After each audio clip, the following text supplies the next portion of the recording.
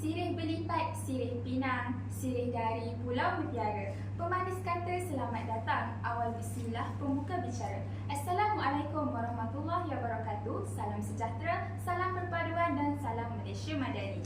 Alhamdulillah, bersyukur kita kehadrat ilahi kerana limpah kurnia serta izinnya dapat kita berkumpul bersama-sama untuk kita mendengar forum kita pada hari ini.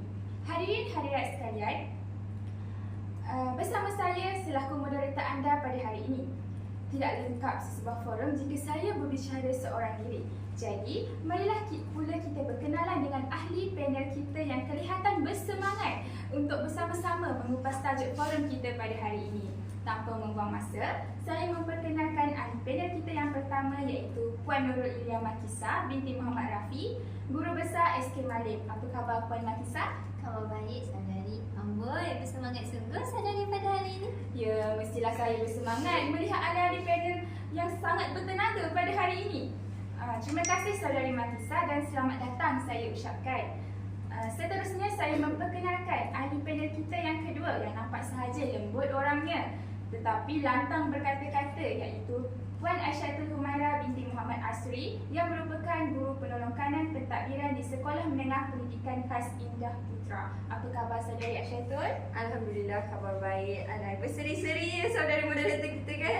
Alhamdulillah, kembang saya apabila dipuji. Baiklah hadirin, pepatah ada mengatakan tak kenal maka tak cinta. Tetapi jika sudah jatuh cinta, apa salahnya kan?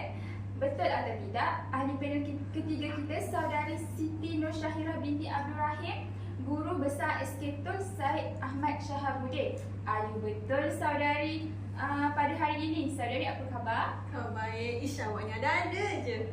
Okey, baiklah hadirin hadirat, selesai sudah sesi perkenalan kita. Jadi ayuh kita kembali pada tajuk forum kita pada hari ini.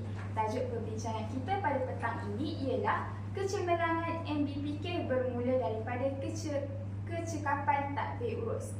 Hadirin sekalian, murid berkebutuhan pendidikan khas atau dipanggil sebagai MBPK merupakan kanak-kanak yang diperakukan oleh pengamal perubatan sebagai murid yang mempunyai ketidakupayaan penglihatan, ketidakupayaan pendengaran, ketidakupayaan pertuturan, ketidakupayaan fizikal dan masalah pembelajaran atau mana-mana kombinasi ketidakupayaan dan masalah yang telah dinyatakan.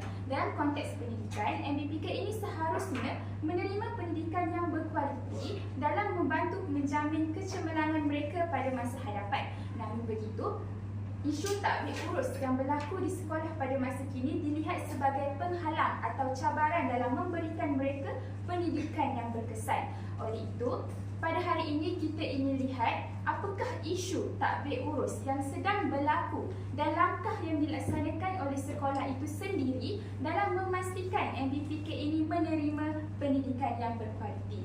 Jadi Puan Makisa, kami di sini masih bertanya-tanya. Kita sedia maklum bahawa kelas PPKI di sekolah juga di bawah pentadbir guru besar selaku pengurus sekolah. Jadi adakah terdapat sebarang isu dalam memastikan MBPK menerima pendidikan yang berkualiti? Bersilakan Puan Makisa. Terima kasih saudari moderator. Baiklah, tahukah saudari ahli panel, saudari moderator dan hadirin sekalian bahawa guru pendidikan khas tidak mempunyai kelayakan untuk mengajar pendidikan Islam walaupun di kelas pendidikan khas.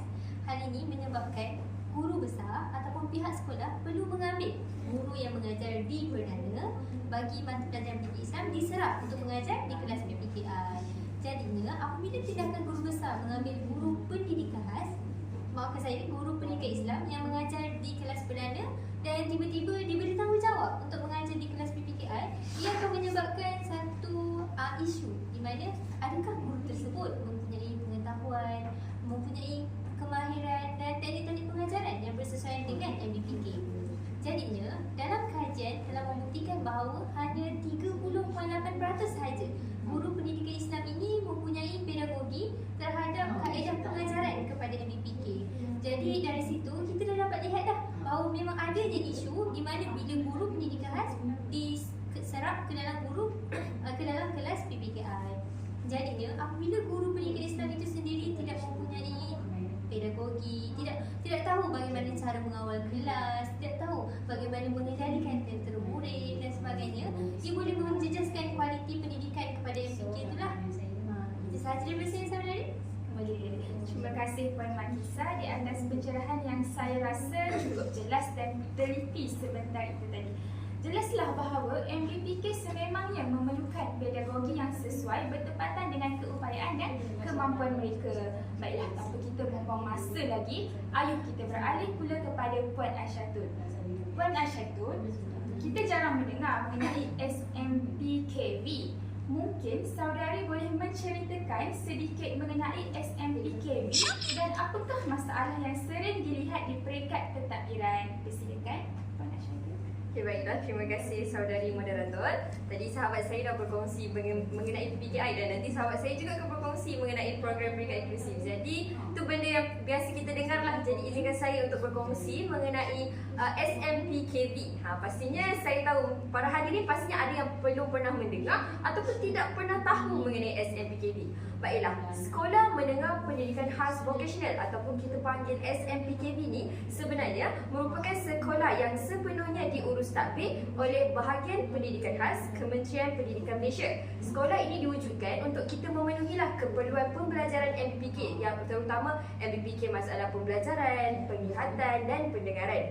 Jadi bagi di sekolah saya iaitu di SMKV Indahpura, sekolah kami ni merupakan sekolah yang mempunyai ketiga-tiga kategori murid yang saya sebutkan sebentar tadi. Jadi sekarang kami juga menerimalah selain daripada tiga kategori tersebut iaitu masalah fizikal, pertuturan dan juga pelbagai. Jadi untuk SMPK Indahpura, untuk pengetahuan semua, sekarang kami mempunyai murid seramai 288 orang dan antara syarat asas kelayakan untuk masuk ke SMPKV ni untuk makluman semua juga adalah berumur daripada 15 sehingga 18 tahun. Mestilah ketika memohon itu dia bersekolah di Sekolah Kementerian Pendidikan Malaysia. Dan yang kedua, dia boleh berkemahiran dalam kemahiran 3M iaitu mengira, menulis dan juga membaca. Dan di SMPKV juga kita menggunakan dua kurikulum iaitu kurikulum kebangsaan dan juga kurikulum kemahiran. Jadi saya berbaliklah kepada isu yang diajukan oleh saudari moderator tadi, apakah isu urus tadbir yang dilihat di SMPKV. Baiklah, saya ingin menyentuh sedikit mengenai isu pengurusan sumber manusia. Seperti yang kita semua maklum, pengurusan sumber manusia ini amat penting dalam sesebuah organisasi, termasuklah organisasi di sekolah. Dan pastinya tak ada sekolah pun sebenarnya boleh lari daripada isu pengurusan sumber manusia ni. Buktinya ada satu kajian yang dijalankan oleh Ainul pada 2021. Dia telah mengkaji di sebuah sekolah ini bahawa terdapat isu pengurusan sumber manusia yang ketara di sebuah sekolah di Selangor. Jadi di SMPKV, isu pengurusan sumber yang saya lihat adalah dari segi kualiti dan kemahiran guru, terutama guru-guru novis lah. Hal ini kerana kita dapat kaitkan guru-guru novis ni pengalaman dia masih kurang dan kemahiran dia untuk mengajar MPPK ni pun masih belum banyak. Jadi seperti yang semua ambil maklum juga, guru-guru di SMPKV kita amat titik beratkan sijil SKM, di mana untuk guru-guru mengajar di SMPKV dia perlu ada sijil SKM. Dan pastinya jumlah guru di SMPKV ramai, tetapi masih dalam ramai-ramai tu masih ada lagi yang kurang kemahiran. Jadinya kalau kita tengok SMPKV nama pun vocational, jadi kemahiran yang lain tu penting. Contohnya kemahiran mendana rambut semua tu, tapi kemahiran untuk mengajar MPPK tu sebenarnya tidak boleh diabaikan. Jadi sebenarnya ini menjadi satu perkara yang kita lihat penting lah, sebabnya untuk kita mengajar MPPK, kalau kita tak tahu cara yang betul, ia boleh menjejaskan keberkesanan kepada MPPK tersebut. Jadi saya ingin memetiklah kata-kata daripada penulis buku yang terkenal Andrea Hirata yang mengatakan guru terbaik adalah guru yang tak kenal lelah mencari cara agar muridnya mengerti. Jadi berdasarkan kata-kata ini, amatlah kita tahu penting untuk pentadbiran mengambil cakna dengan isu kualiti guru ini dan pendekatan perlu kita laksanakan. Jadi nak tahu apa SMPKV punya tindakan? Kita nantikanlah sebentar lagi. Saya serahkan kepada saudari moderator. Baiklah, terima kasih saudari Aisyatul di atas penerangan yang saya kira cukup bernas. Benar kata Puan Aisyatul, pengurusan sumber manusia ini sangat penting di sekolah. Jika mereka ini tidak dijaga, bagaimana mahu membentuk anak-anak yang berkualiti, bukan? Tidak sabar ya untuk kita mendengar lanjut daripada Puan Aisyatul.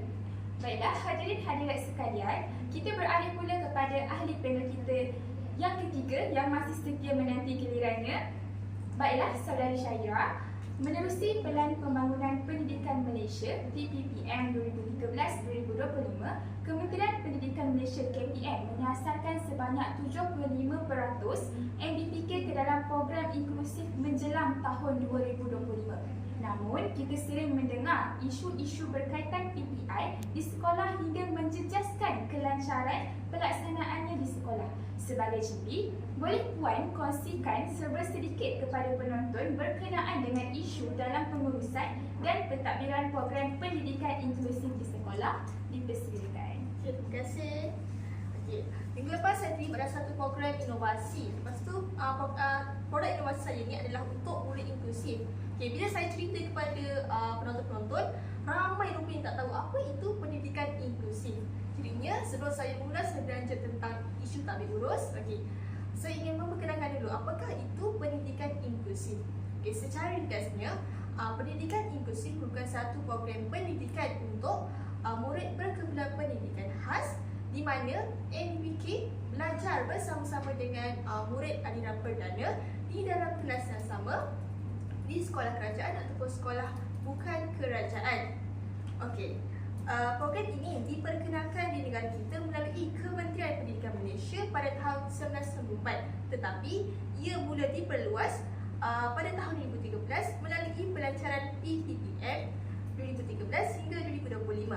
Asasnya, PPI bermatlamat untuk meningkatkan penyertaan dan memberikan peluang kepada MBK untuk mengikuti program akademik dan bukan akademik bersama-sama murid aliran perdana. Melalui pembelajaran bersama-sama ini, kita dapat meningkatkan kemahiran komunikasi MBK. Seterusnya, kita dapat meningkatkan MBK dalam masyarakat kita lah. Okay. Namun begitu, tidak dinafikan ada segelintir guru besar yang tidak memberikan sokongan terhadap program PPI di sekolah berdasarkan kepada kajian-kajian pasrah. Misalnya, kajian BT Salwana pada tahun 2020 ke atas 54 buah sekolah di Malaysia mendapati bahawa pengurusan dan pentadbiran PPI di sekolah masih berada pada tahap sederhana, sedangkan kita nak memperluaskan sebanyak 75%. Okey. Dalam hal ini, sekolah-sekolah ini melaksanakan program PPI, tetapi guru besarnya tidak menyediakan satu iklim mesra inklusif di sekolah. Okay, berdasarkan buku panduan PPI oleh KPM, guru besar selaku pengurus dan pentadbir di sekolah mestilah menyebarluaskan pelaksanaan PPI. Antara peranan utama pemimpin adalah untuk menyediakan warga sekolah dengan pengetahuan, kemahiran dan kualiti-kualiti yang relevan sebelum mereka diberikan tugas dan tanggungjawab yang berkaitan. Penyebaran maklumat dan pendedahan tentang PPI sangat penting bagi memastikan maklumat PPI dapat disampaikan kepada masyarakat dengan jelas. Hal ini termasuk daripada segi aspek menyediakan kemudahan peralatan, kewangan dan juga sumber tenaga dalam menggerakkan PPI. Kegagalan guru besar menyediakan pengetahuan yang cukup mengenai PPI akan menyebabkan penerimaan warga sekolah, termasuklah murid, guru aliran perdana akan menjadi negatif. Impaknya, MBPK akan terus disisihkan dalam komuniti masyarakat kita. Itu sahaja. Okay. Terima kasih Saudara Syahira di atas pendapat yang dikongsikan sebentar tadi. Daripada perkongsian panel ketiga kita tadi, dapat saya rumuskan bahawa kegagalan guru besar memperluaskan pelaksanaan PPI di sekolah memberikan impak yang sangat besar terhadap kejayaan PPI. Kita beralih semula kepada Puan Mahisa. Sebelum ini, Puan menyatakan bahawa hanya guru yang mempunyai pengkhususan dalam bidang pendidikan Islam sahaja boleh mengajar mata pelajaran tersebut. Jadi, apakah tindakan guru besar sekiranya mereka terpaksa menetapkan guru pendidikan Islam yang tidak mempunyai pengetahuan pedagogi kepada MBPK untuk mengajar di kelas PPKI? Persilakan. Terima kasih saudari moderator. Okay. Suka untuk saya kongsikan satu pengalaman di mana saya menerima di sekolah saya pernah berlaku satu kejadian di mana kami guru pendidikan Islam di kelas PPKI dipindahkan atas faktor telah 10 tahun berkhidmat di sekolah. Jadi kekosongan tersebut pada tahun tidak lama selepas itu kementerian pun menghantar guru baharu lah, yang baru saja posting, dan guru tersebut adalah dalam pengkhususan pendidikan Islam. Jadinya jika dilihat kepada di manakah sepatutnya guru tersebut letakkan, sudah semestinya di kelas PPKI lah kan, sebab pada waktu itu kita mengalami masalah kekosongan. Jadinya dari situ saya dapat lihat isu yang sangat besar di mana guru tersebut dia tidak mampu untuk mengawal kelas. Jika ditanyakan setiap minggu kita berjumpa di perhimpunan kan, bagaimana cikgu mengajar, pasti bila cakap susah cikgu, saya tak dapat kawal budak. Kadang-kadang tak belajar pun budak esok. Jadi kita lihatlah bahawa perkara tersebut memberi impak lah kepada guru-guru ni, terutamanya sekiranya mereka baru saja dipostingkan, betul tak? Okay, jadinya sebagai seorang guru besar pada waktu itu, saya menyediakan latihan khusus untuk meningkatkan pengetahuan guru-guru ni melalui latihan dalam perkhidmatan, iaitu LADAP. Okay. Pada waktu itu kami sering memanggil guru pendidikan khas yang berpengalaman seperti Puan Haji Hamidah dari sekolah kan, Tun Syed Ahmad Syahbudin. Kita juga panggil guru-guru yang berpengalaman untuk datang memberikan pengetahuan kepada guru. Pada waktu itu kita tak fokuskan kepada guru pendidikan Islam itu saja, tapi kita perluaskanlah sebab kita tahu kan murid inklusif juga ditempatkan di kelas perdana.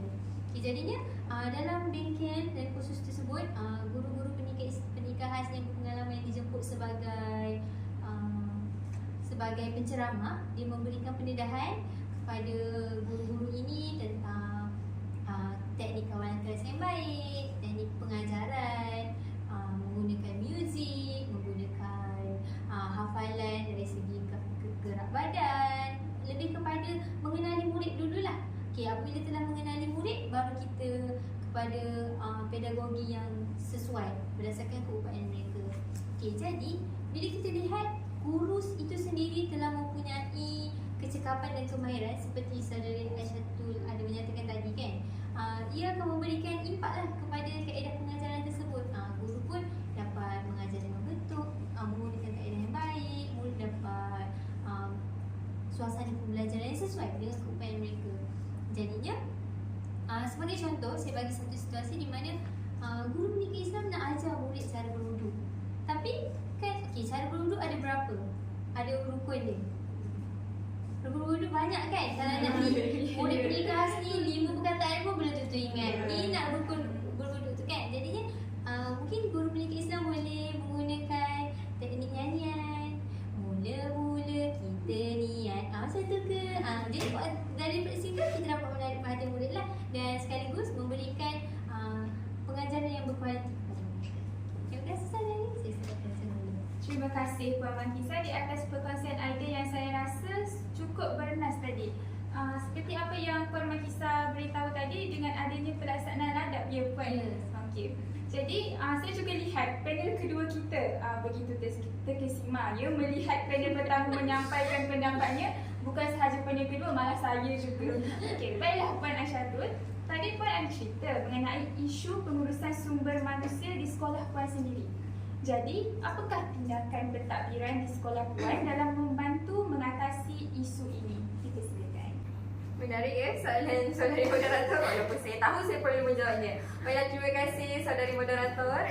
Jadinya apabila kita mendengar isu yang saya ceritakan tadi, pastinya ada langkah ataupun tindakan lah yang diambil untuk kita atasi isu ini sebenarnya. Jadi apakah langkah yang diambil oleh pentadbir di Indahpura? Baiklah, untuk di Indahpura kami sangat menekankan PLC.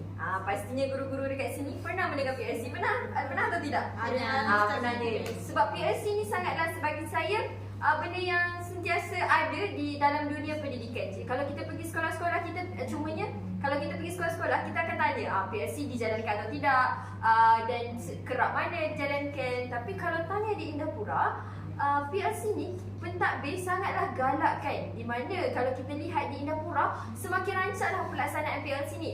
Jadi apakah yang dimaksudkan dengan PLC? Perlu saya terangkan sebab saya pasti ada di kalangan hadirin kita tak tahu PLC itu apa betul. Jadi PLC ni merupakan Professional Learning Community yang merupakan sebahagian daripada peningkatan kualiti guru di bawah NKRA. Apa yang dimaksudkan dengan NKRA? NKRA ni ialah bidang keberhasilan utama negara yang diperkenalkan oleh Datuk Seri Najib Tun Razak pada Julai 2009.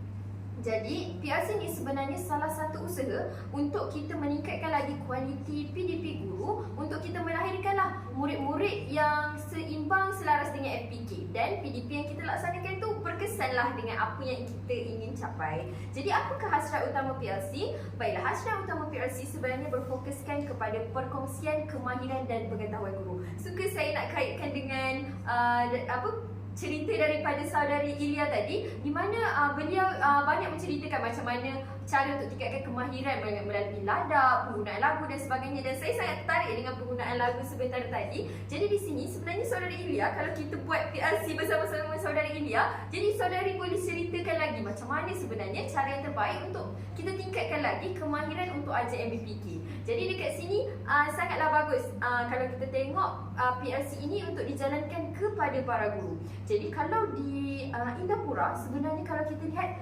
sebulan tu boleh jadi 2 ke 3 kali kita buat PRC ni. Sebab apa?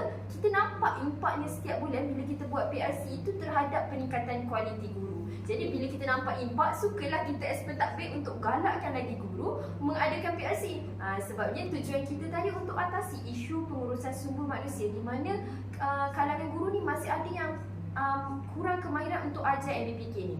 Jadi kalau kita lihat amalan kolaboratif dalam PRC ni menurut USO 2018, PRC dekat bila kita buat PRC di sekolah dapat meningkatkan lagi pemikiran positif, pertukaran idea, menggabungkan lagi ilmu baru dan wujudnya kerjasama antara guru-guru. Dan ini adalah nilai-nilai yang kami ataupun pentadbir ingin pupuk di dalam kalangan guru di Indapura. Sebab kita tahulah kalau bukan kita lagi sebagai satu keluarga atau organisasi, siapa lagi yang ingin membantu. Jadi di Indapura, PRC ini sangatlah dititik beratkan dan kami pentadbir sendiri pun melibatkan diri dengan PRC. Pastinya pentadbir di sekolah anda pun saya pasti mesti melibatkan diri juga dalam PRC, sebab pastinya pentadbir ni mempunyai pengalaman yang lebih lah. Mungkin pengalaman mereka mengajar dan mentadbir itu lebih, dan mereka boleh berkongsi dan menceritakan pengalaman mereka kepada guru-guru, dan dalam masa yang sama guru-guru boleh menambah baik amalan PDP mereka dan dapat menambil iktibar daripada cerita-cerita yang diceritakan. Jadi melalui PRC ini, isu pengurusan sumber manusia yang saya ceritakan sebentar tadi sebenarnya boleh diatasi. Jadi saya serahkan semulalah kepada saudari moderator kita. Terima kasih saudari Ashantul di atas penerangan yang saya rasakan cukup jelas sebentar tadi. Baru saya tahu rupanya di sekolah adanya pelaksanaan PRC untuk membantu guru meningkatkan pengetahuan dan kemahiran mereka. Tak gitu, Puan Syahira? Betul. Saya lihat daripada tadi awak tersenyum saja. Mungkin saudara Syahira ingin jelaskan pula tentang peranan pentadbir bagi menangani isu pendidikan inklusif yang dinyatakan tadi. Boleh. Terima kasih Tuan Moderator. Okey. Kita ni sebagai barisan pentadbir perlu tahu apakah itu kepimpinan dalam pendidikan. Kepimpinan dalam pendidikan merujuk kepada kesiapsiagaan seorang pemimpin untuk mempengaruhi, mendorong, menggerakkan, malah jikalau perlu memaksa kaki tangan bawahan untuk bertindak sehingga mencapai matlamat suatu organisasi. Okey, maksudnya pendidikan itu sendiri boleh berjaya di sekolah sekiranya guru besar itu sendiri yang menormalisasikan pendidikan itu di sekolah lah. Okey, bagi menjayakan usaha ini, guru besar hendaklah menubuhkan jawatan kuasa pendidikan khas sekolah iaitu JPKS terlebih dahulu. Semua orang tahu tak apa itu JPKS? Ya, dalam PPKI pun JPKS tu sangatlah digunakan. Selalu kita sebut-sebut kan? Okey. Secara ringkasnya, JPKS ni adalah satu jawatan kuasa pendidikan khas di sekolah yang dipengerusikan oleh GP ataupun kat sekolah mana kita panggil apa? Pengetua, ya betul. Kemudian di bawah GP kita ada GPK pentadbiran. Bagi sekolah yang ada PPKI, biasanya GPK-PK ataupun peneras PPKI yang akan jadi SU. Tetapi bagi sekolah yang tak ada GPKI, biasanya GPKM yang akan menjadi SU. Kemudian di bawah SU tu akan adalah AGP lain seperti GPK Koko, wakil PIBG, wakil guru aliran perdana, wakil guru pendidikan khas dan juga guru disiplin. Dengan adanya JPKS ni, maka segala dasar inklusif dapat dirancang dengan lebih sistematik dan juga teratur. Setelah terbentuknya jawatan kuasa ini, maka guru besar boleh menggerakkan ahli-ahli JPKS untuk menstrukturkan semula budaya inklusif di sekolah. Penyebaran maklumat mengenai PPI ini boleh dijalankan secara formal ataupun tidak formal. Baiklah. Kalau formal pula, macam mana agaknya? Suara macam tu lah kan. Kalau tak faham pula, kita boleh terapkan dalam perhimpunan sekolah ke kan. Contohnya, kita guru besar boleh bersama-sama dengan JPKS mewujudkan mini galeri inklusif di koridor-koridor laluan ke kantin ataupun laluan tangga untuk murid ke kelas lah. Dengan adanya mini galeri inklusif ini, maka murid dapat membaca, kemudian mereka dapat mengetahui sedikit mengenai program pendidikan inklusif, dan ini secara tidak langsung dapat membuka mata dan minda mereka tentang kelebihan golongan-golongan istimewa inilah. Namun, sekiranya guru besar mengamalkan sikap ta'acuh dan mengabaikan tanggungjawab ini, maka sudah tentunya urus tabir PPI di sekolah akan menjadi kucar kacir. Dalam kajian lepas, saya dapati ramai murid aliran perdana ni ada stigma negatif terhadap MPK. Antaranya mereka menyatakan murid PK ni tak pandai, bodoh, maafkan saya, gila, sedih sangat saya tengok. Jadinya sangat pentinglah guru besar ni menyebarluaskan pelaksanaan PPI agar semua orang dapat faham, tahu dan mereka dapat terima secara positif. Kesannya PPI di sekolah dapat dijalankan dengan berkesan, maka hasrat kita untuk mencapai matlamat FPK iaitu melahirkan insan yang seimbang dan harmonis dari segi jeris dapat dilaksanakan. Baiklah, terima kasih saudari Syahira di atas pencerahan itu sebentar tadi. Baiklah, hadirin hadirat sekalian, berdasarkan penjelasan daripada ketiga-tiga panel, dapat dilihat peranan pentadbir sangat penting dalam memastikan kecemerlangan MDPK dan memberi pendidikan yang berkualiti kepada mereka. Setiap pentadbir di sekolah perlu mengambil inisiatif seperti yang dinyatakan oleh ketiga-tiga panel dalam membantu mengatasi isu-isu urus tadbir di sekolah. Baiklah hadirin sekalian, dengan berakhirnya dari penerangan daripada panel ketiga kita pada hari ini, maka berakhirlah sudah forum kita pada hari ini. Sebelum kami mengundur diri, terimalah serangkap pantun. Dari Kedah ke Pekansari, beli suasa di Kota Tinggi. Selesai sudah tugas diberi, di lain masa bersua lagi. Sekian, wabillahi taufiq wal hidayah. Wassalamualaikum warahmatullahi wabarakatuh. Salam, terima kasih. Terima kasih semua.